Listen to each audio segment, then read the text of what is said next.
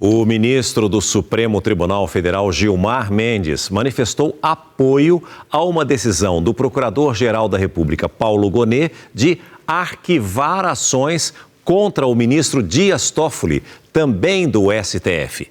Quem vai explicar para a gente o contexto dessa história toda é a repórter Vitória Mello. Conte-me tudo, não me esconda nada, Vitória. Boa noite para você.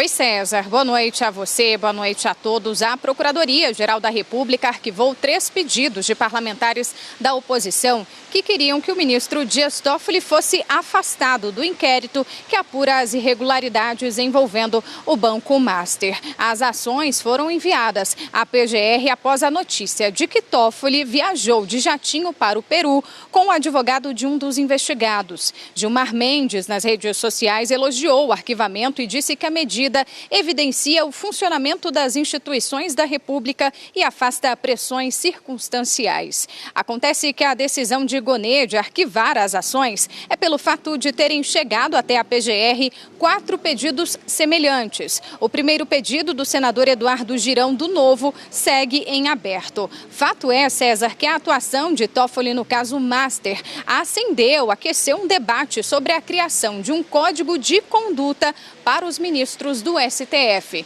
Então a gente acompanha agora na reportagem. Nos corredores do Supremo, a discussão sobre a criação de um código de conduta para os ministros ganhou ainda mais força durante o recesso, depois da repercussão negativa envolvendo o ministro Dias Toffoli. Vieram à tona informações de encontros do ministro neste resort de luxo, em Ribeirão Claro, no Paraná.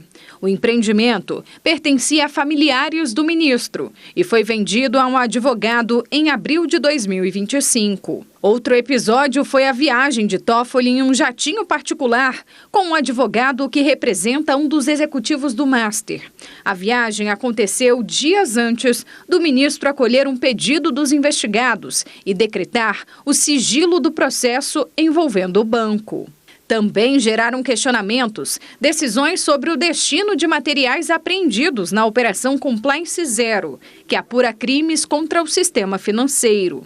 A medida, que poderia comprometer o acesso às provas, gerou impasse com a Polícia Federal e a Procuradoria-Geral da República. Ministros ouvidos pelo SBT defendem o desdobramento do processo do Banco Master.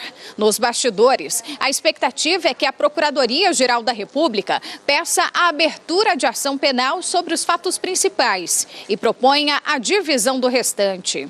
Se isso acontecer, uma parte do caso pode ir para a primeira instância ou ser redistribuída entre os ministros do próprio Supremo. Para o ministro aposentado Marco Aurélio Mello, a competência para julgar o caso não seria do Supremo Tribunal Federal. No campo penal, Supremo não é competente para julgar cidadãos comuns. Estivesse lá e fosse relator, não estaria atuando como relator do caso. Eu mandaria o processo para a primeira instância, baixaria o processo para se ter o respeito ao devido processo legal.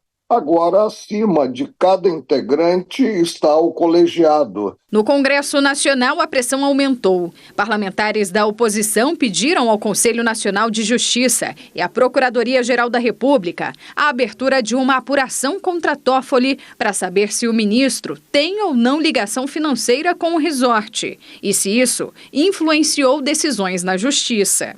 Em meio à exposição, o presidente da Corte, Edson Fachin, antecipou o retorno das férias e segue conversando individualmente com os ministros. Fachin defende uma proposta inspirada no Código de Conduta da Corte Constitucional Alemã, que impõe regras para a participação de juízes em eventos privados. O objetivo seria reduzir críticas e evitar conflitos de interesses, como a análise de casos em que familiares de ministros atuam como advogados. Se lá estivesse, votaria a favor desse Código de Conduta. Agora, o integrante do Supremo é preciso ser como a mulher de César. Não basta ser em si, é preciso parecer também. Nós entramos em contato com o gabinete do ministro Dias Toffoli e ainda não tivemos retorno.